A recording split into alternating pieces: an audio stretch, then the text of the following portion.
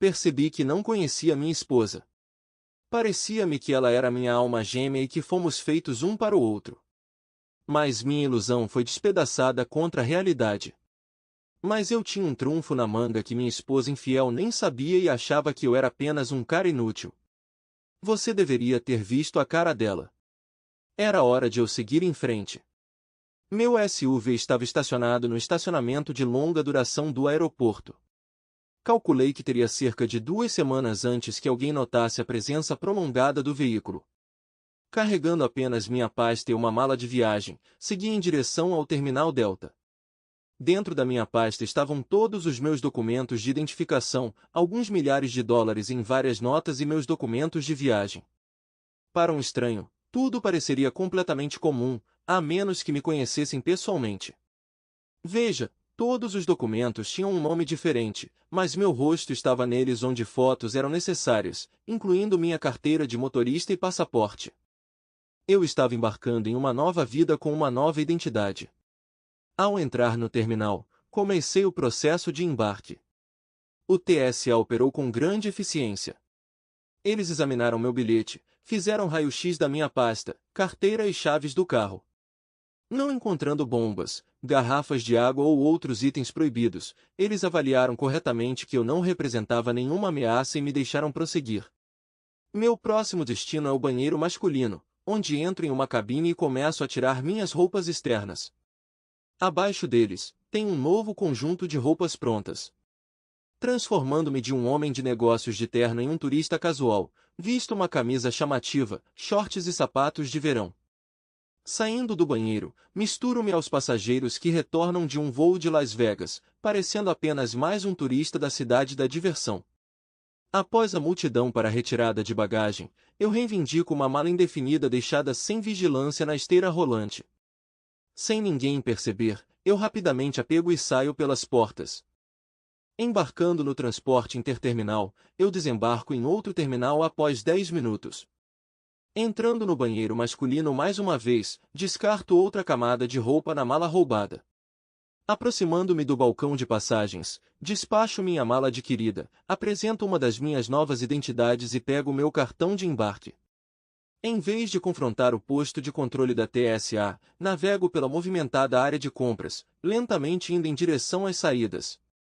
Logo, me encontro de volta no bonde em direção ao terminal da Continental, onde, desta vez, planejo embarcar em um avião e deixar o aeroporto para trás. Em pouco tempo, estou a bordo de um de seus voos internacionais, assumindo com sucesso uma nova identidade. Um novo capítulo da minha vida começa agora. Minha esposa infiel nunca me localizará ou localizará meu dinheiro. Permita-me elucidar o catalisador por trás desse esforço de alterar minha identidade. Deixe-me começar me apresentando. Eu venho do oeste do estado de Nova York, nascido em 1960. Minha formatura do ensino médio me colocou em algum lugar no meio da minha classe, nem academicamente nem fisicamente notável. Eu era apenas um jovem comum. Meus pais não eram profissionais abastados. Minha mãe cuidava das tarefas domésticas enquanto meu pai trabalhava duro na construção. Eu fiz ensino superior em uma faculdade local enquanto morava em casa. Durante o período acadêmico, ocupei um cargo de meio período em um estabelecimento de fast food. Durante as férias de verão, ajudei meu pai na construção. Meu desempenho na faculdade foi normal, mantendo um modesto GPA de 2,6 ao longo de 4 anos. Fazendo malabarismos com o trabalho e os estudos, deixei de me dedicar inteiramente aos meus estudos, apenas fazendo o suficiente para sobreviver. Ao obter meu diploma em administração, aventurei-me no mundo profissional, apenas para encontrar decepção, pois empresas de prestígio me ignoraram.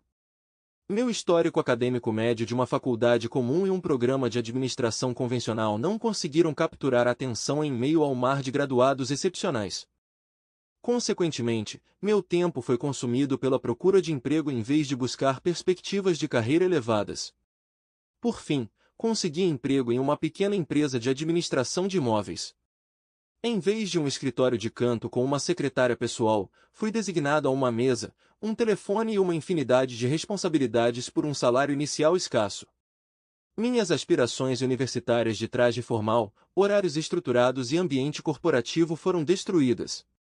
Rapidamente descobri que, em uma pequena empresa, todos desempenhavam várias funções. Eu lidava com tarefas como cobrar aluguel atrasado de inquilinos, ajudar com despejos e entrevistar possíveis inquilinos. Eu até mesmo contribuía com a equipe de manutenção, ajudando a limpar e pintar unidades para novos inquilinos. Embora o pagamento não fosse substancial, ganhei uma experiência inestimável no setor imobiliário ao mergulhar em todos os aspectos do negócio.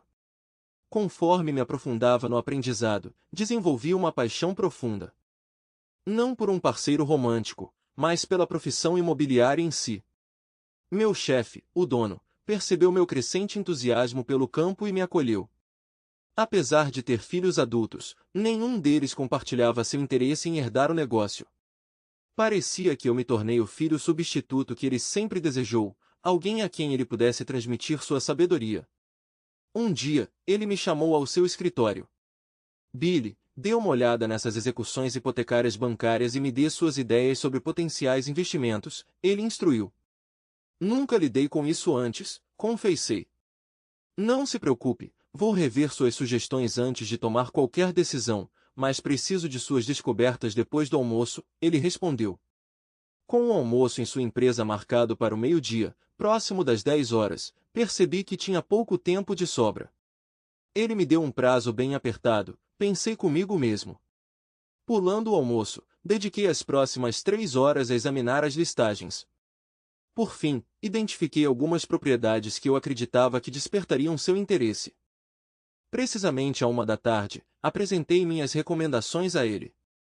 Ele ouviu atentamente por quase 1 hora antes de interromper. Até agora, tudo o que você escolheu é abaixo da média, ele comentou sem rodeios. Venha aqui, e eu demonstrarei como se faz, ele convidou. Durante o restante da semana, avaliamos meticulosamente as opções. No final, tínhamos identificado várias propriedades com potencial promissor. Foi uma semana de imenso aprendizado, durante a qual também vim a reconhecer que meu modesto chefe era, na verdade, um prodígio imobiliário. Ele participou da licitação para 4 de nossas seleções e conseguiu vencer apenas uma. O lance vencedor foi para um prédio de apartamentos para 4 famílias construído no início da década de 1910. Ele estava localizado em um bairro situado nos arredores de uma área afluente, povoada por jovens casais e estudantes universitários. Embora o prédio exigisse uma reforma extensa, nós o adquirimos por um preço notavelmente baixo, e o banco concordou em fornecer todos os empréstimos necessários para a construção, adiando os pagamentos da hipoteca por 6 meses. Basicamente, isso significava que adquirimos o prédio com custos iniciais mínimos e tínhamos fundos suficientes para realizar as reformas necessárias. No fechamento, ele me entregou as chaves e comentou: o projeto é seu agora. Comece amanhã.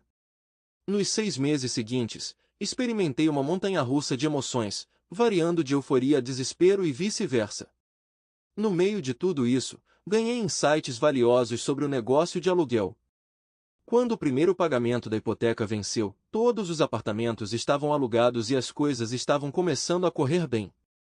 Pouco depois, meu chefe me surpreendeu mais uma vez. Bill, assine esses papéis para a propriedade de 4 famílias que compramos. Claro, mas por quê? Perguntei. Porque estou transferindo a propriedade para você. O prédio é seu agora, ele explicou. O quê? Eu exclamei incrédula. Bill, estou ficando mais velho e quero passar meu conhecimento para alguém. Espero que você me permita passá-lo para você. Meus filhos provavelmente venderão todas as minhas propriedades quando eu partir, como é seu direito de nascença. Então, vamos dar o pontapé inicial no seu próprio negócio imobiliário. Considere isso meu pequeno presente para você. E foi assim que tudo começou. Logo, fundei a Bilco Properties, LLC e embarquei em minha jornada no setor imobiliário. Cerca de 5 anos depois, meu amigo e mentor faleceu. Como ele havia previsto, seus filhos liquidaram todos os seus bens, buscando o melhor valor de mercado para cada item. Eventualmente, eles encontraram um comprador disposto a pagar o preço deles. Naquela época, eu tinha acumulado 15 propriedades próprias, todas situadas em locais privilegiados e totalmente ocupadas.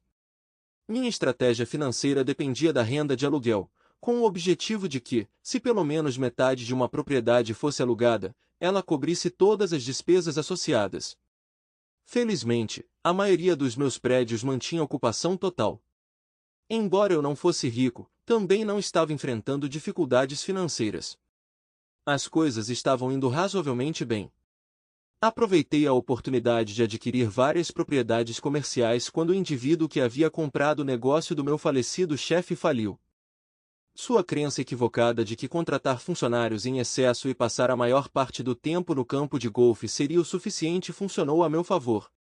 Eu tinha 30 anos quando conheci a mulher que mais tarde se tornaria minha esposa. Tendo comprado um pedaço de imóvel comercial em um bairro decente, ela e um amigo alugaram um dos escritórios para estabelecer um negócio de decoração. Quando me conheceram, eu estava vestido com o meu traje habitual, me misturando como apenas mais um trabalhador. Em contraste, elas estavam impecavelmente vestidas, parecendo modelos saídas diretamente de uma revista de moda. Talvez como decoradoras de interiores, elas sentiam a necessidade de deixar uma impressão duradoura, e elas certamente deixaram, especialmente o Andy, a mais assertiva da dupla, que conquistou meu coração. Na minha imaginação, imaginei o Andy parado em frente a uma charmosa casa de campo envolta em videiras, com duas crianças pequenas esperando ansiosamente o retorno do pai do trabalho, e naquela foto, eu me vi como o marido que ela esperava. Quando apresentei o preço do aluguel a eles, suas expressões sugeriram que não tinham condições de pagar pelo lugar. Como este prédio tem algumas vagas, embora eu tenha mentido que havia apenas uma outra vaga, posso oferecer a vocês uma taxa introdutória com desconto para o primeiro ano, propus. Quanto seria a redução? Perguntaram simultaneamente. Provavelmente cerca de metade, se isso funcionar para você. O proprietário me permite alguma flexibilidade na definição de taxas introdutórias. Eles aceitaram minha oferta com entusiasmo e assinaram um contrato de arrendamento de 1 ano com opção por mais 1 ano, com o aluguel a ser determinado mais tarde. Poderíamos ter o nome e endereço do proprietário para expressar nossa gratidão? O Andy perguntou. Eu dei a eles um primeiro nome falso e o nome de solteira da minha mãe, junto com a caixa postal da empresa. Expliquei que o proprietário preferia não ser incomodado, então uma breve nota seria suficiente. No ano seguinte, ajudei-os com vários problemas disfarçado de apenas mais um funcionário. Observei seu pequeno negócio gradualmente ganhando força. No início do segundo ano, eles renovaram o aluguel a uma taxa mais alta, embora ainda cerca de 25% menor do que o que outros inquilinos estavam pagando. Como mencionei antes, eles eram pessoas realmente adoráveis. O Andy, aquela por quem eu tinha sentimentos, me informou um dia que seu parceiro estava se casando e se mudaria para a costa oeste com seu novo cônjuge antes do fim do nosso contrato de locação.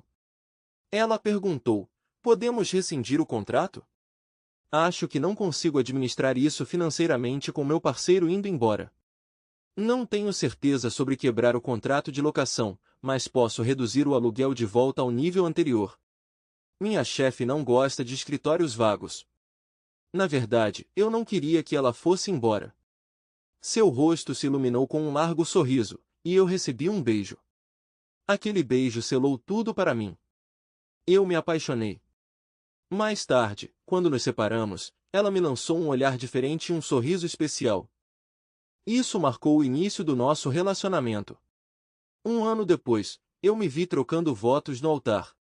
Dentro de 1 ano de casamento, nossa filha nasceu. O Andy lutou durante a gravidez e o parto. Seu médico aconselhou contra novas gestações, então ela optou pela laqueadura. Embora nossa vida sexual continuasse satisfatória, seu desejo por intimidade diminuiu enquanto o meu permaneceu inalterado. A libido de Wendy diminuiu. Ela redirecionou seus esforços para seus negócios depois disso. Sem saber do meu verdadeiro papel, ela começou a me tratar com pouco respeito, vendo-se como a principal provedora. Tentei transmitir que eu possuía várias propriedades, mas ela nunca me deu a chance. Sempre que eu tentava, me deparava com: eu não quero ouvir sobre o seu trabalho. É chato. Para manter minha família, aceitei a opinião baixa que ela tinha de mim. Ela continuou linda, enquanto eu me sentia mediano. Ao tolerar suas críticas, preservei meu casamento e minha família com minha adorável esposa e filha. Minha filha rapidamente se tornou o centro do meu mundo. Quando não estava envolvido em um negócio imobiliário, dedicava cada momento livre a ela. Testemunhar o crescimento dela era meu único propósito para perseverar pela vida. Infelizmente, Wendy e eu nos distanciamos quando ela foi atraída por clientes ricos. No entanto, persisti em meus investimentos imobiliários, alguns para o longo prazo, outros para lucro rápido. Sem que Wendy soubesse, eu estava gradualmente acumulando riqueza. À medida que Wendy se tornava cada vez mais desdenhosa e distante, eu me vi relegado ao quarto de hóspedes, com razões citadas como ronco excessivo e hábitos de sono perturbadores. Apesar de podermos fazer visitas ocasionais à nossa cama, elas diminuíram com o tempo. No entanto, eu tolerava essa situação somente pelo bem da minha filha. Confrontar Wendy arriscava o divórcio, onde a crença comum era que a mãe manteria a custódia, e o pai ficaria com os encargos financeiros. Meu amor pela minha filha me impediu de aceitar a perspectiva de ser cortado da vida dela por um cônjuge egoísta. Direcionei minha frustração e solidão para meu empreendimento imobiliário, operando minha empresa com fervor semelhante a uma operação secreta. Empregando uma rede de corporações interconectadas, várias caixas postais e diversas frentes de escritório, a maioria da minha equipe operava em locais separados. Dentro do meu escritório principal, apenas meu fiel contador e eu ocupávamos o espaço, com outros funcionários presumindo que eu era apenas mais um trabalhador. Nunca me preocupei em corrigir suas suposições. Quando minha filha Amy fez 15 anos, eu possuía aproximadamente 25 milhões de dólares em propriedades sem hipoteca, junto com 50 milhões de dólares adicionais em propriedades sobrecarregadas com dívidas hipotecárias. Essas participações eram registradas sob várias entidades corporativas em diferentes endereços, com pagamentos de aluguel direcionados a várias caixas postais. Parte da renda do aluguel foi desviada para contas numeradas no exterior para sonegar impostos. A essa altura, eu tinha acumulado uma riqueza considerável. Eu possuía quase 100 propriedades, mas elas evoluíram dos simples prédios de apartamentos de 3 e 4 famílias nos quais investi inicialmente. Eles agora incluíam grandes complexos de apartamentos, shoppings, escritórios comerciais em prédios de 10 a 20 andares e até mesmo um shopping center de tamanho considerável. Ao longo dos anos, Amy e eu desenvolvemos um forte vínculo. Assumi o papel de pai consistente em sua vida, assistindo a seus jogos esportivos, confortando-a quando ela estava doente e acompanhando-a em viagens de compras, preenchendo as lacunas deixadas por sua mãe ocupada. Enquanto isso, Wendy estava prosperando em seus próprios empreendimentos comerciais. Enquanto eu mantinha um estilo de vida modesto e me abstinha de ostentar minha riqueza, ela continuou a se perceber como a principal provedora da nossa família. Eu não corrigi seus equívocos, temendo que reconhecer meu sucesso financeiro pudesse levar ao divórcio. Wendy agora me via com desdém, me vendo como um fracasso dependente de suas realizações. Para elevar meu status de cidadão de segunda classe em nossa casa, eu precisaria de uma promoção significativa. Enquanto eu tolerava seu comportamento comigo, comecei a esconder mais da minha riqueza em contas offshore. Quando Wendy decidiu fazer um upgrade, eu temi ficar sem nada. Wendy, operando um negócio de decoração, precisava empregar indivíduos altamente artísticos. Admito que eu tinha alguns preconceitos, me sentindo desconfortável perto desses indivíduos. Wendy percebeu meu desconforto e fez um esforço deliberado para me incomodar sempre que eu visitava seu escritório, designando os mais extravagantes como meus assistentes. Esses indivíduos lutavam para respeitar limites, o que Wendy achava engraçado. Eu não compartilhava a sua diversão. Para mim, isso era apenas mais uma manifestação do desdém de Wendy por mim. No entanto, suportei o tratamento dela. Para permanecer no meu casamento e ficar perto da minha filha, permiti-me tornar submissa. Meu marido Bill era agradável o suficiente, mas faltava-lhe ambição, enquanto eu era motivada, sempre me esforçando para melhorar nossas circunstâncias. Eu me sentia retida pela falta de motivação de Bill. Enquanto ele era um amante mediano e pai de nossa única filha, ele adorava nossa filha, tratando-a como realeza e sempre estando lá para ela. No entanto, eu me senti negligenciada por Bill. Eu questionei o que tinha me atraído nele em primeiro lugar, pois ele parecia apenas mediano para mim. Ele estava contente em um emprego sem futuro, trabalhando como ajudante de limpeza para um magnata imobiliário recluso. Quando eu estava começando meu negócio com minha amiga Millie, Bill era complacente, mas essencialmente agia apenas como assistente do proprietário. Eu era capaz de manipulá-lo para garantir termos favoráveis de aluguel e outras vantagens. Quando Millie e eu nos separamos durante nosso segundo ano no negócio, ficou evidente que tínhamos abordagens diferentes. Eu era assertiva, às vezes usando flerte para conquistar clientes homens e atendendo aos interesses de clientes mulheres que eram bicuriosas. Millie, diferente de mim, tinha moral forte. Eu gostava da emoção de brincar. Millie e eu seguimos caminhos separados antes do nosso segundo ano de negócios terminar. Ela se mudou para a costa oeste com o namorado, afastada pelo meu comportamento desagradável. Ela me deixou com o negócio e todos os seus ativos, sem receber nada em troca. Preocupada em pagar o aluguel integral do meu luxuoso escritório sem a ajuda de Millie, usei meus encantos femininos com Bill. Como resultado, consegui um aluguel reduzido por mais um ano. Expressei gratidão a ele com um beijo, inicialmente como um agradecimento e um gesto brincalhão. No entanto, inesperadamente me vi gostando do beijo, sentindo uma resposta física. Talvez tenha sido devido à falta de encontros românticos gratificantes com ambos os sexos por mais de um mês, me deixando um tanto carente. Apesar das deficiências de Bill, ele provou ser um amante competente. Ele priorizou minha satisfação, aderindo ao princípio das mulheres primeiro, garantindo que eu estivesse sempre satisfeita antes de atender às suas próprias necessidades. Esta foi uma mudança refrescante em relação às minhas experiências passadas com parceiros homens desconsiderados que priorizavam o prazer deles em detrimento do meu. Embora meus encontros com parceiras raramente me deixassem satisfeito, minhas interações com elas eram exclusivamente relacionadas a negócios, focadas em ganhar o favor delas em vez do prazer pessoal. No entanto, fora do quarto, Bill era um tanto entediante.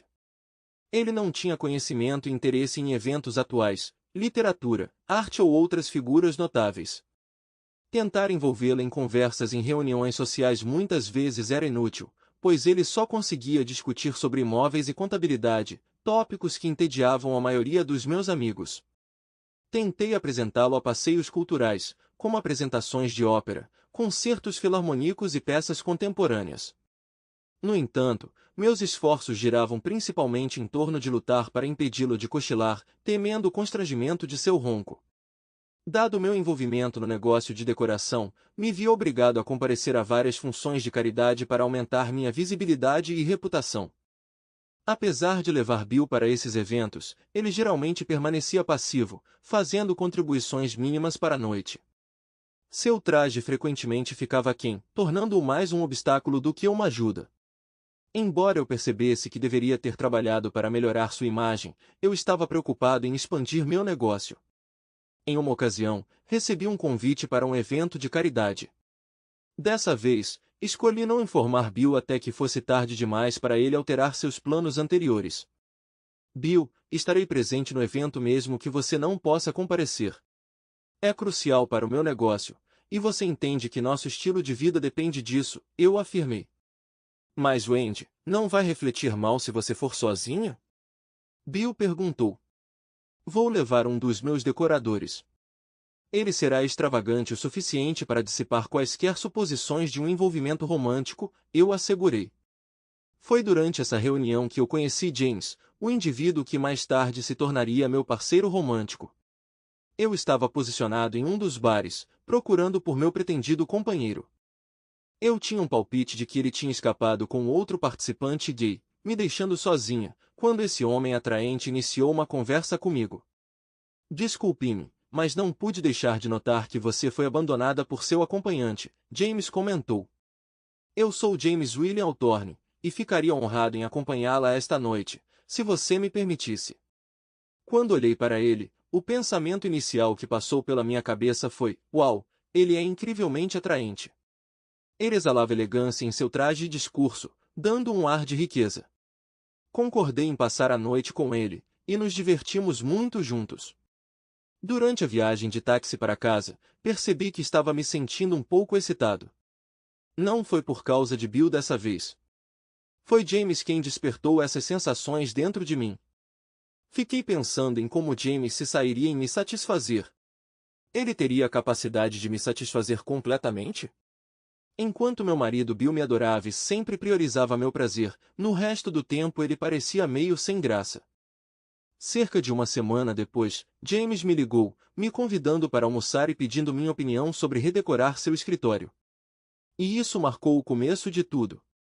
Em um mês, nos tornamos amantes, nos encontrando 2 ou 3 tardes por semana em hotéis diferentes. Ele se tornou meu amante, mas não posso dizer que ele superou Bill. Bill sempre priorizou meu prazer, enquanto James me tratava mais como um objeto sexual, enquanto Bill me tratava como uma rainha. Estar com James era estimulante, mesmo que ele só me visse como um objeto sexual. Ele me empurrou para fazer coisas que Bill nunca teria considerado. Alguns dias, eu me sentia dolorida pelas atividades que James iniciava. Eu ansiava pela degradação, pela sensação de ser tratada como uma vagabunda, uma mera prostituta. Eu abracei minha natureza submissa, enquanto ele personificava a dominância. Eu me senti destinada a satisfazer todos os seus desejos. Recusar qualquer coisa a James parecia inconcebível. Eu me cansei da terna afeição de Bill. Eu ansiava pelo domínio de James. Eu pertencia inteiramente a ele. Ele até começou a convidar outros homens para nossa cama, me dividindo com seus amigos. Com os parceiros adicionais, meus orgasmos superaram qualquer um que eu já tinha experimentado. Eu nunca quis que esse arranjo acabasse. Consequentemente, decidi ter meu próprio apartamento, um espaço onde James e eu poderíamos passar todo o nosso tempo livre juntos. Com determinação, criei e executei um plano. Bill, comecei. Decidi alugar um apartamento na cidade. O trajeto desta fazenda pouco atraente até meu escritório está consumindo muito do meu tempo. Leva quase 1 hora em cada sentido, tempo que eu poderia gastar melhor no trabalho. Eu entendo seu apego a esta fazenda, mas preciso ficar mais perto da cidade. Você e Amy podem continuar morando aqui sem nenhuma interrupção. Mas Wendy, ele começou. Eu o interrompi. Não há espaço para debate. Minha decisão é final. Já escolhi entre 2 opções e estarei me mudando até o fim do mês. Percebi a mágoa nos olhos de Bill. Não se preocupe, querida, eu ainda vou para casa nos fins de semana por você e Amy. Eu prossegui com meus planos, com James me ajudando a selecionar um apartamento luxuoso a poucos minutos do meu escritório. Para envolver Bill, mostrei o apartamento a ele e pedi sua aprovação. Antes que ele pudesse responder, acrescentei, eu sabia que você também amaria. Vou usá-lo para mostrar minhas habilidades de decoração. Quando saímos do prédio, observei que o gerente do prédio reconheceu Bill. Presumi que eles se conheceram em algum evento imobiliário que Bill frequentava com frequência. Wendy decidiu alugar um apartamento na cidade para evitar a longa viagem diária de volta para nossa casa de campo, ou assim ela alegou. Este foi o dia em que percebi que meu casamento tinha acabado. Eu suspeitava que Wendy estava tendo um caso, mas até agora, eu não podia ter certeza. Agora não havia dúvidas. Wendy não sabia que eu era dono do prédio de apartamentos que ela alugava. Era uma das minhas unidades de ponta. Quando meu gerente me viu, ele quis discutir o assunto, mas eu mantive uma fachada de mera conhecida, não reconhecendo nossa relação empregador-empregado. Mais tarde, ele me abordou sobre minha esposa e seu amante. Meu coração se partiu. Talvez eu ainda abrigasse sentimentos por Wendy, mas não tinha certeza de como lidar com sua traição. Meu único recurso era reunir evidências suficientes de sua infidelidade e caráter questionável para potencialmente ganhar a custódia de nossos filhos. Meu supervisor me informou que minha esposa, junto com seu amante, selecionaram um apartamento e preencheram o requerimento juntos. Eles alugaram um apartamento juntos, que se tornou seu ninho de amor. Ele e eu decidimos instalar vigilância por vídeo e áudio no apartamento antes que Wendy pudesse se mudar. Eu tinha fundos mais do que suficientes para cobrir as despesas do trabalho e instalação do equipamento, que combinamos para ser feito no escritório do gerente. Os inquilinos acreditavam que um novo sistema de segurança do prédio estava sendo instalado. Desta vez, Garanti que o Andy pagasse o aluguel inteiro, que era um pouco mais alto do que outras unidades. No entanto, como o namorado atual dela cobria a diferença, isso não me preocupava. Garanti que o apartamento estava em nosso nome para evitar quaisquer potenciais desafios legais quanto à admissibilidade das evidências coletadas por meio de gravações de vídeo e áudio no tribunal. Comecei a reunir evidências para os procedimentos de divórcio. Desde que o Andy tinha basicamente se mudado de casa, minhas visitas mensais ao quarto dela cessaram. Apesar de suas promessas de estar em casa nos fins de semana, ela nunca cumpriu. Fiquei próxima das 5 irmãs, e minhas compras de creme para as mãos aumentaram visivelmente. Quando Andy finalmente decidiu fazer uma visita em casa no fim de semana, nossa filha Amy ficou muito feliz por ter sua mãe por perto novamente. Amy, naquela fase da vida em que a presença materna era crucial, ansiava por vínculos e conversas femininas. O pai simplesmente não cumpria mais esse papel. Amy começou a idealizar o estilo de vida de sua mãe e o Andy, e eu presumi que era uma fase passageira, então eu fui junto. Mal sabia eu o quão enganado eu estava. Quando Andy finalmente me agraciou com uma visita à nossa cama, eu me vi incapaz de atuar. Imagens dela com seu amante e os sons de seus encontros encheram minha mente. Ela saciou todos os seus desejos, agindo como sua submissa. Eu podia ouvi-lo me rebaixando enquanto eles se envolviam em atos íntimos, com ela consentindo com seu julgamento de minha inadequação como amante e homem. Bill, o que há de errado com você? Ela perguntou depois da minha tentativa frustrada de ficar excitada. Não fazemos sexo há meses, e você não consegue nem ter uma ereção. Se eu não soubesse melhor, pensaria que você tinha uma namorada. Desculpe, Wendy, mas tenho muita coisa na cabeça.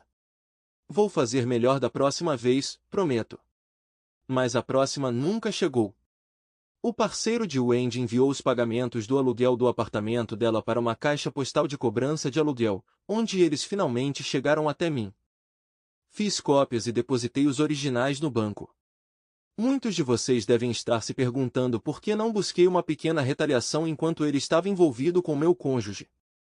Bem, não se preocupe, eu fiz. O gerente do banco com quem eu lidava para o meu negócio não era apenas um bom amigo meu, mas também do gerente do banco do amante da minha esposa. Só por diversão, começamos a monitorar suas finanças. Em pouco tempo, percebemos que ele estava no limite financeiro e queríamos dar uma mãozinha. Depois de alguns meses, percebemos um padrão em suas atividades financeiras. Parecia que ele frequentemente ficava sem fundos a cada 2 meses e dependia do tempo de flutuação entre depósitos e saques para sobreviver. Suas contas estavam constantemente sem dinheiro, então se o cheque do aluguel do apartamento da minha esposa fosse depositado em momentos específicos do mês, ele voltava devido a fundos insuficientes, ou melhor ainda, fazia com que alguns dos cheques da esposa dele voltassem também. Você entendeu? E assim, começamos a manipular suas contas. Em pouco tempo, ele começou a sofrer penalidades financeiras da minha empresa por cheques devolvidos e pagamentos de aluguel atrasados. Além disso, ele incorreu em taxas bancárias para os cheques devolvidos de sua esposa. Vergonhosamente, muitos dos cheques dela começaram a ser recusados em suas lojas preferidas, levando a situações embaraçosas com seus amigos ao dividir as contas do almoço. Nosso esquema estava se desenrolando exatamente como planejado. O acúmulo de taxas de cheques devolvidos e multas afetou negativamente sua pontuação de crédito, gerando preocupação de suas operadoras de cartão de crédito. Embora não tenham fechado suas contas imediatamente, implementaram uma medida mais rigorosa, reduzindo gradualmente seu limite de crédito para corresponder aos seus saldos pendentes, efetivamente interrompendo quaisquer cobranças futuras. Essa restrição também impactou o acesso de sua esposa aos seus cartões de crédito conjuntos, causando sua frustração, pois nenhuma mulher quer que seu cartão seja recusado. Eu encontrei imensa satisfação nesses eventos. Além do pedágio financeiro de taxas de atraso e taxas de cheque devolvido no valor de $200 a $300, ele teve que navegar em conversas desconfortáveis com sua esposa, sem revelar que os problemas decorriam das práticas de depósito do complexo de apartamentos da minha esposa. Sem dúvida, houve discussões intrigantes sobre finanças familiares em sua casa. Minha próxima oportunidade pareceu enviada do céu. Quando minha esposa visitou seu médico para problemas femininos, seu exame de Papanicolau indicou que ela tinha câncer. Apesar do nosso relacionamento, ela não se abriu totalmente comigo, apenas mencionando que precisava de cirurgia para problemas femininos. A verdade veio à tona quando nossa filha de 17 anos, Amy, revelou que estava morando com a mãe. Por quê, Amy? Perguntei. Tenho sido um pai ruim? Não, pai, mas a mãe precisa de mim. Ela tem câncer de ovário, e embora você possa não amá-la mais, eu ainda a amo. Quero apoiá-la nisso. Embora eu tenha sentido falta de Amy, eu tinha meus próprios planos. Se ela escolheu a mãe em vez de mim, eu aceitei. Ela estava crescida agora, e talvez viver com a mãe revelasse realidades sobre ela. No domingo seguinte, fui à igreja. Fazia anos desde que eu tinha pisado na casa do Senhor, mas me senti compelido a expressar minha gratidão. De fato, minhas orações não eram pela recuperação de Wendy, mas sim, eram expressões de gratidão ao Senhor por afligi-la com câncer. Estranhamente, eu vi isso como uma gentileza dele. Wendy estava suportando imenso sofrimento, enquanto seu amante suportava o peso disso sem receber nada em troca. Ele limpava a sujeira dela, testemunhou seu declínio físico e a viu se transformar em uma mera sombra de si mesma. Observei em uma das gravações como ele tratava Wendy, deixando-a em sofrimento até que decidiu intervir. Parecia que Amy percebeu, pois era ela quem cuidava da mãe. Após essa constatação, marquei uma reunião com meu advogado. Descrevi meu desejo de dissolver meu casamento sem repercussões financeiras, além de cobrir seus honorários. Além disso, eu queria garantir que a esposa do amante de Wendy tivesse todas as informações necessárias para garantir sua parte legítima. Apesar da insistência do advogado de que estávamos em um estado sem culpa, e os bens seriam divididos igualmente, eu estava resoluto em meus planos alternativos. Forneci a ele todas as evidências, incluindo gravações de vídeo, arquivos de áudio, cópias dos pagamentos de aluguel feitos pelo amante de Wendy para seu apartamento, e o contrato de aluguel assinado por ele e Wendy. Eu o instruí a organizar a papelada, mas a adiar a entrega até que eu desse a palavra. Meu próximo passo envolveu liquidar todas as minhas propriedades, um processo que empreendi com cautela para evitar desvalorizar meus ativos muito rapidamente. Felizmente, a sorte estava do meu lado. O mercado imobiliário estava prosperando, com novas empresas entrando em cena e se envolvendo em guerras de lances competitivos por algumas das minhas principais propriedades. Como resultado, muitas vezes eu excedia minhas expectativas iniciais em termos de retorno. Satisfeito com os resultados, gradualmente tirei nossos pertences pessoais da casa e a vendi. O fechamento foi marcado para o dia seguinte ao recebimento dos papéis do divórcio pela minha esposa. 6 meses depois, instruí meu advogado a fornecer tudo o que fosse necessário para que a esposa do amante da minha esposa prosseguisse com o divórcio. Ele acabou se mudando para a casa da minha esposa e filha depois que a própria esposa o expulsou. No entanto, a felicidade deles durou pouco quando descobriram que estavam financeiramente destituídos. Sua esposa congelou seus bens, enquanto eu garanti que as contas da minha esposa fossem esvaziadas em holdings offshore. Ambos ficaram sem um tostão. Um dia, recebi uma mensagem de Phil, o síndico do prédio da minha esposa, me pedindo para assistir a um vídeo que ele estava enviando. A mensagem dizia simplesmente: sua filha está com problemas. Alguns meses atrás, parei de assistir aos vídeos do apartamento de Wendy. Meu advogado me garantiu que temos provas suficientes da infidelidade dela para um divórcio. Então fiquei alarmado quando Phil, o gerente do prédio, me contatou. Naquele dia, o disco de evidências foi deletado pelo serviço postal. O conteúdo foi organizado cronologicamente começando há cerca de 4 meses. Tudo começou com o fato de que o amante da minha esposa infiel colocou algo em uma bebida para minha filha adulta e aproveitou a oportunidade. Amy chorou por horas, mas não foi embora. Ela repetiu seu protesto. Por que você deixou isso acontecer, mãe? Nas cenas seguintes, fica claro como seu parceiro apresenta substâncias ilegais, e Amy fica animada com a emoção. Ele frequentemente recorria ao uso de força física contra ela. Suas ações mostraram tendências sádicas, o que levou Amy a implorar para que ele parasse de explorá-la. Observei a filmagem capturada do quarto da minha esposa. Ela estava acordada, ouvindo-me sendo aproveitada. Eu testemunhei as lágrimas em seus olhos, mas ela não fez nenhum movimento para intervir. Ela estava muito enredada por seu domínio para resistir à sua natureza cruel. Em vez disso, ela permaneceu passiva, permitindo que Amy realizasse seus desejos. O pior clipe foi gravado uma noite quando um amante trouxe dois caras realmente nojentos para o apartamento. Os três estavam se divertindo com Amy, e foi nojento. No vídeo, uma das pessoas entrou no quarto de Wendy e a cumprimentou com as palavras: "Oi, mãe. Sua filha é incrível. Ela é muito inteligente. Eu teria elogiado você também, mas você não parece bem agora." No entanto, digamos que sua filha seja incrível, ele se gabou. Quando percebi isso, já era tarde demais para me defender do Love Boy e seus companheiros. Amy participou voluntariamente de atividades relacionadas a substâncias ilegais. Os vídeos gravados duraram aproximadamente 4 meses, durante os quais Amy já estava profundamente envolvida. Quando finalmente os vi, era tarde demais para intervir e ajudar minha filha. Às 4 da manhã, depois que parei de chorar, liguei para meu advogado e deixei uma mensagem implorando para que ele interviesse. Implorei para que ele atirasse daquele apartamento antes que alguém a machucasse. Legalmente, eu entendia que não havia muito que eu pudesse fazer agora que ela tinha 18 anos, mas eu não podia ficar de braços cruzados. Amy podia ser adulta, mas ela ainda era minha garotinha. Embora meus sentimentos por Wendy tivessem enfraquecido, eu não podia ignorar o que estava acontecendo com nossa filha. No dia seguinte, meu advogado me ligou de volta. Ele prometeu explorar opções de como ajudar Amy, mas avisou que, como ela era adulta, suas escolhas estavam além do controle dele. Mais tarde naquele dia, ele ligou novamente. Alan me informou que minha filha de 18 anos estava grávida e alegou que o amante da minha esposa era o culpado por tudo. Ele também disse que uma noite, quando Liu Bo e Amy estavam trabalhando no bar do hotel, seu cliente acabou sendo um policial disfarçado.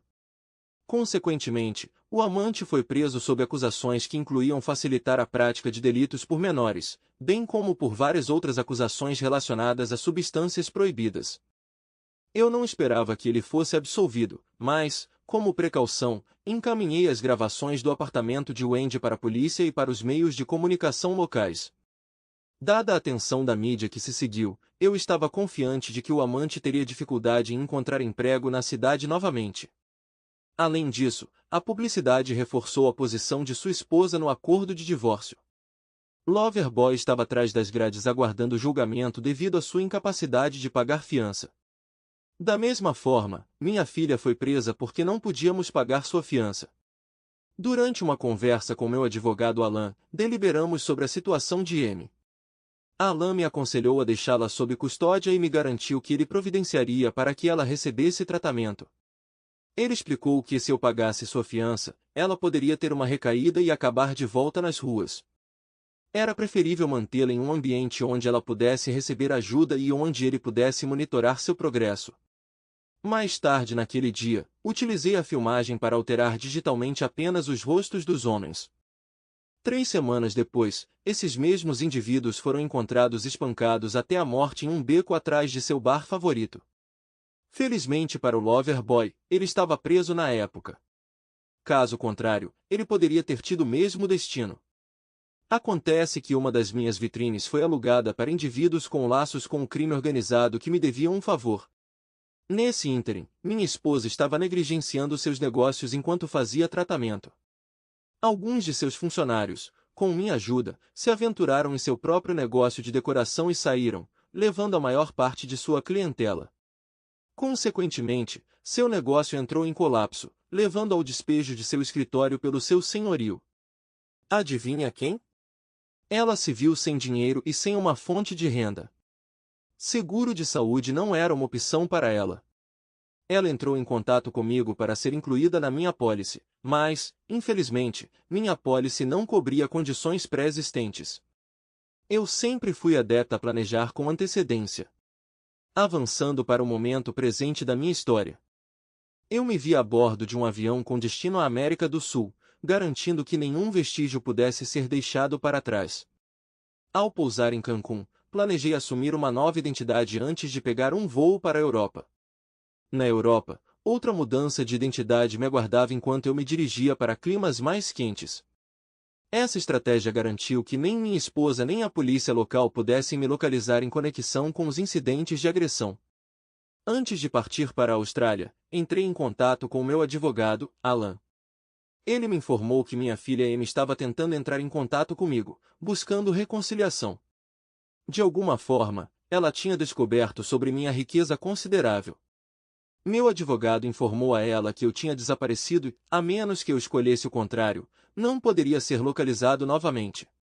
Eu instruí a Alan a usar parte dos meus fundos para preparar uma defesa para Amy. Além disso, eu o aconselhei a prolongar o tempo dela na prisão porque ela estava fazendo progressos na superação do vício em drogas lá. Eu temia que se ela voltasse para as ruas, ela recairia em seus velhos hábitos. Minha pesquisa indicou que o crystal meth era uma droga particularmente difícil de largar, frequentemente exigindo 3 ou 4 recaídas antes de atingir a sobriedade, se o usuário estivesse realmente comprometido.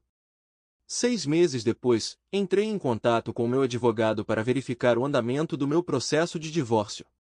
Para minha surpresa, meu advogado revelou que o divórcio não era necessário, pois minha esposa havia falecido de câncer antes que ele pudesse ser finalizado.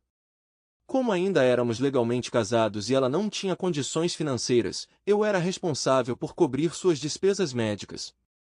Ela faleceu em uma enfermaria de caridade, sozinha e com dor, sem nenhuma visita. Apesar do nosso afastamento causado por suas ações e ganância, senti uma pontada de culpa, pois ela já tinha sido o amor da minha vida.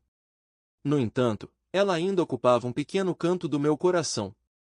Enquanto eu estava no exterior, escondido, minha filha Amy foi presa quando Wendy faleceu. Não houve um funeral para Wendy. Alan me informou. As cinzas dela estão sendo mantidas no escritório do legista do condado, esperando alguém para reivindicá-las. Se ninguém se apresentar, ela será sepultada ao lado de outros indivíduos não reclamados, em uma cova sem identificação. Alan fez uma pausa, antecipando minha reação. Talvez ele esperasse que eu me oferecesse para assumir a responsabilidade pelos restos mortais de Wendy. Sem chance, pensei. Ela me infligiu muita dor e humilhação ao longo dos anos para que eu a perdoe agora. Fingi interesse e perguntei sobre minha filha. Ela abortou no 4º mês devido a uma DST. Atualmente, ela está cumprindo uma pena de 12 meses por prostituição e posse de drogas, mas está matriculada em um programa promissor de dependência e parece estar progredindo. Que tal Loverboy? Perguntei. Embora eu já soubesse do seu destino, pois meus amigos cuidaram dele para mim, fingi ignorância. Ele morreu em uma briga no pátio da prisão. Seu tipo de criminoso não é bem recebido atrás das grades. Bem, se Amy se aproximar de você sobre os arranjos de sua mãe, forneça a ela os fundos necessários. Se ela estiver levando uma vida limpa e sem drogas, apoie-a financeiramente até que ela conclua sua educação e possa se sustentar. Se ela ainda estiver lutando contra o vício, então ofereça a ela o suficiente para uma overdose. Depois, enterre os dois em covas sem identificação, eu disse. Eu sei que parece duro, mas eu preferiria que minha filha morresse do que vê-la vivendo como uma viciada nas ruas. Se ela tivesse uma overdose, pelo menos ela sairia da vida sem sofrimento prolongado. Se ela vivesse nas ruas, ela provavelmente encontraria um fim sombrio nas mãos de um cafetão ou predador. Eu não queria que ela passasse por tamanha agonia se não conseguisse superar seu vício. No entanto, se Amy conseguisse desafiar as probabilidades, se recuperar e manter a sobriedade, suponho que eu garantiria que ela tivesse os meios para um novo começo. Afinal, eu tinha milhões. Alguns dólares para o bem-estar da minha filha não seriam um fardo. Talvez, só talvez, ela pudesse superar as adversidades. 4 anos depois, fiz uma parada na cidade para visitar Alan, meu antigo advogado. Não nos falávamos há anos. Ele estava se aposentando e fechando seu consultório. Eu queria passar por lá, desejar-lhe boa sorte na aposentadoria e oferecer-lhe um presente monetário. Ele era um amigo verdadeiro. Na verdade, ele era meu único amigo. Eu era um velho solitário. Ninguém se importava com a minha existência, exceto ele. Enquanto eu passeava pela cidade no meu novo Bentley, memórias me inundavam. Algumas eram deliciosas, enquanto outras. Bem, você pode imaginar. Aproveitei a oportunidade para dirigir e revisitar algumas das propriedades que já tive. Felizmente, muitas das áreas onde investi em apartamentos prosperaram ao longo dos anos, e meus antigos ativos pareciam impressionantes. Da mesma forma, minhas antigas propriedades comerciais mostraram sinais promissores de valorização. É uma pena que o divórcio de Wendy me obrigou a vender essas unidades e esconder minha riqueza. Muitas vezes pensei se revelar todas as minhas posses para Wendy poderia ter angariado mais respeito dela, mas agora é tarde demais para entreter essa noção. Estacionei meu carro em frente ao escritório do meu advogado e entrei no prédio, uma das poucas propriedades ainda sob minha posse. Eu o havia mantido especificamente porque abrigava o escritório do meu advogado. Eu queria garantir sua segurança para que ele pudesse continuar a proteger meus interesses. Agora que ele estava se aposentando, eu pretendia doar o prédio para ele como um gesto de gratidão e para cuidar de sua velhice. Era meu presente para ele. Ah, seu velho bastardo, Alan, meu advogado, me cumprimentou quando entrei. É preciso um para reconhecer outro, respondi com um sorriso. Nós nos abraçamos e trocamos gentilezas, relembrando os anos que se passaram e atualizando a vida um do outro. Eventualmente, Alan abordou o tópico da minha filha, Amy. Não estou particularmente interessado, mas presumo que você vai me contar de qualquer maneira, respondi. Alan continuou a compartilhar as notícias sobre o progresso de Amy desde sua libertação da prisão, detalhando sua conclusão bem-sucedida de um programa de reabilitação de drogas e seu papel subsequente como conselheira. Apesar da minha reação sarcástica, uma parte de mim se sentiu aliviada por ela ter superado seu vício. Alan continuou com notícias mais positivas sobre as conquistas de Amy, incluindo sua inscrição em um programa de assistente social na faculdade local e sua próxima formatura. Ele mencionou que eu havia financiado a educação dela, embora com alguma interpretação criativa das minhas instruções. Antes de partir, Alan sugeriu que eu conhecesse meu genro, Frank Murphy, e minha neta, Vivian, que tinha quase 7 meses de idade. Ele descreveu Vivian como desenvolvendo uma personalidade encantadora, prevendo que ela cresceria para ser uma verdadeira beldade, uma potencial destruidora de corações, assim como sua avó. Enquanto pensava nisso, não pude deixar de sentir uma mistura de emoções. Alan continuou, você também cobriu todas as despesas deles além do que sua escassa renda poderia suportar, incluindo a contratação de uma babá chamada Chloe. Eu providenciei para que ela morasse no apartamento do outro lado do corredor das crianças e a fiz fingir ser apenas uma vizinha prestativa, alegando que estava entediada na aposentadoria e queria ajudar. Sua disponibilidade constante para cuidar de crianças permitiu que Amy se concentrasse em seus estudos e possibilitou que Frank progredisse em seu trabalho. Sob pressão, concordei em ficar na cidade para a formatura e comparecer ao evento. Conforme a formatura se aproximava, Alan de alguma forma providenciou para que não apenas comparecêssemos às cerimônias, mas também aos eventos pré e pós. Em um dos pré-encontros, avistei minha filha e seu marido. Fiquei impressionado. Fazia anos que não via Amy, e ela havia herdado a beleza da mãe. Eu sempre soube que minha filha tinha herdado os genes da mãe, mas Amy acabou se revelando deslumbrante. Ela era a cara da mãe, a única mulher que eu já amei. Senti uma pontada de tristeza no coração. Percebi que essa formatura poderia ser mais difícil para mim do que eu havia previsto. Levando meu amigo para longe da multidão, eu disse, não quero mais me inserir na vida de Amy, então não esperem que eu vá correndo cumprimentá-los. É muito difícil. Prometa-me isso. Prometo, ele respondeu. No dia seguinte, Alan e eu nos sentamos mais ou menos na metade das arquibancadas. Ouvimos cada aluno formando ser chamado ao palco, com seus pais e amigos explodindo em aplausos ou vivas ao receberem seus diplomas. Quando chegou a vez da minha filha, seu marido estava segurando seu bebê, visivelmente emocionado até as lágrimas. Os aplausos para ela pareceram ressoar mais alto do que para os outros, me enchendo de um sentimento de orgulho. Quando minha filha se aproximou do centro do palco, o reitor a deteve. Com grande prazer, apresento este prêmio especial a você, Amy Murphy, ele anunciou. Você foi escolhida por seus colegas e pelo corpo docente para esta honra. Senhora Murphy, seus atos altruístas de encorajamento tocaram muitas vidas. Seus esforços resultaram em uma taxa de graduação mais alta para esta classe do que qualquer outra na história da escola, com quase zero desistências desde sua matrícula. Junto com seu diploma, você receberá um certificado de apreciação assinado por todos os membros desta classe e pelo corpo docente. Amy, você é amada e fará muita falta. Enquanto Amy atravessava o palco, ela foi recebida com uma ovação de pé. Naquele momento, meu coração se encheu de orgulho como mãe. Percebi que senti mais por ela naquele instante do que no dia em que ela nasceu. Minha filha tinha se tornado uma pessoa extraordinária, e eu não poderia estar mais feliz por ela. Depois que a cerimônia terminou, voltei para o meu carro. No entanto, os corredores estavam congestionados com estudantes e visitantes, dificultando a navegação. Enquanto eu me movia pela multidão, tentei manter um perfil baixo para evitar ser reconhecido. De repente, avistei minha filha, seu marido e meu neto caminhando pelo corredor ali perto. Droga! Eu murmurei para mim mesma, desejando que um buraco aparecesse magicamente para que eu pudesse desaparecer nele. Mas não havia escapatória, e eu me senti presa.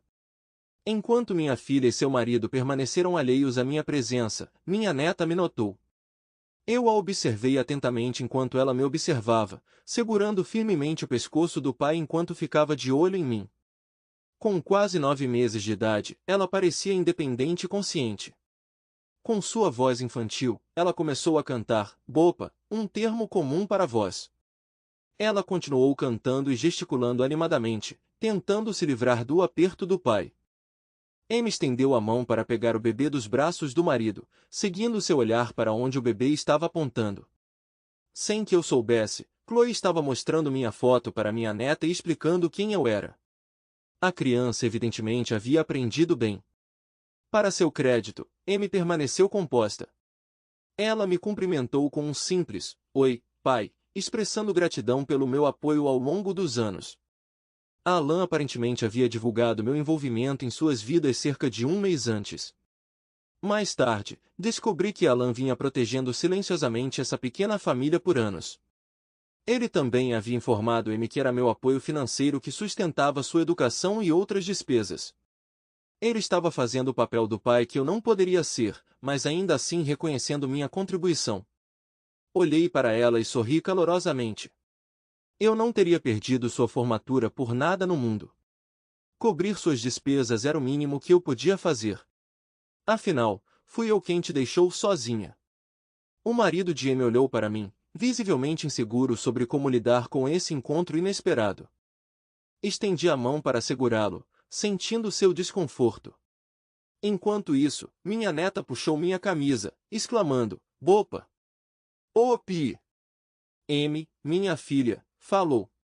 Vivian quer que você a segure, pai. Você gostaria de carregar sua neta? Antes que eu pudesse responder, me vi levantando a garotinha emocionada em meus braços. Ela se agarrou a mim com força, orgulhosamente declarando a qualquer um que estivesse por perto que eu era seu bopa. Naquele momento, fiquei cativado. Esta criança preciosa já tinha encontrado seu caminho para o meu coração. De repente, eu era um avô, um pai e um sogro, deleitando-me em cada momento precioso. Parecia que meus anos de solidão estavam chegando ao fim, meu coração começando a se curar. Logo, nos encontramos em um dos amplos estacionamentos com Alan, meu advogado. Bill, vamos a um restaurante no seu carro e colocar o papo em dia com sua família. Há muito que colocar em dia depois de todos esses anos. Meu genro Frank ficou surpreso quando percebeu que estávamos nos aproximando de um Bentley Mulsanne, um veículo que valia $300. 000. Seu espanto era evidente em seu rosto quando ele parou e olhou fixamente. Passei as chaves para ele. Interessado em dirigir, filho? Perguntei. O brilho do seu sorriso ofuscou as luzes do estacionamento. Parecia que ele estava ansioso para assumir o volante. Atravessamos o estacionamento até seu velho Ford desgastado para pegar a cadeirinha e outros itens essenciais para viajar com uma criança pequena. Examinando o carro, tomei uma decisão. Amanhã, ele receberia seu próprio conjunto de chaves para o Bentley. Eu obteria outro carro para mim mais tarde. Uma vez na estrada, me vi sentado no banco de trás ao lado da minha neta, aninhado entre Amy e eu. A pequena Vivian agarrou-se ao meu braço, conversando como qualquer criança. Um nó se formou na minha garganta. Pai, precisamos ter uma conversa séria, Amy disse. Eu lhe devo muitas desculpas. Eu fui tola e egocêntrica. Nunca percebi o quanto te machucou quando eu fui embora para ficar com a mamãe. Não precisa se desculpar. Estou orgulhoso de ver como você mudou sua vida e construiu uma família maravilhosa. Eu também entendo agora que você precisava da sua mãe todos aqueles anos atrás, e ela precisava de você também. Só lamento que vocês dois tenham sido aproveitados por aquele tal de James. Mas pai. Eu interrompi, expressando, eu gostaria de fazer parte da sua nova jornada, se você me aceitar. Cometi minha cota de erros em nosso relacionamento e estou ansioso para consertar. Temos muito o que conversar. Rezo para nunca mais encontrar aquele James. Suas mentiras destruíram minha mãe e suas depravações e substâncias proibidas quase me destruíram. Se não fosse por Frank me encontrar, eu ainda poderia estar na cadeia ou pior. Foram necessárias 4 tentativas antes de eu vencer meu vício. Frank foi minha salvação. Seu amor me impulsionou a passar pelo obstáculo final. Agora, a pequena Vivian é minha motivação para ficar limpa. Há tanta coisa que eu quero compartilhar com ela como sua mãe. Amy chorou durante a maior parte da nossa jornada, não de tristeza, mas de um novo senso de pertencimento. Parecia que ela finalmente encontrou um encerramento. Durante o jantar no dia seguinte no apartamento deles, e nos dias seguintes no meu hotel, conversamos.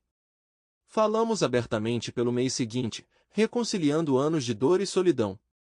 Por fim, atribuímos todos os nossos problemas à minha falecida esposa e ao tratamento que ela me deu. Chegamos a um consenso de que Wendy era egocêntrica, se importando apenas com seus próprios desejos. Embora externamente bonita, ela não tinha profundidade.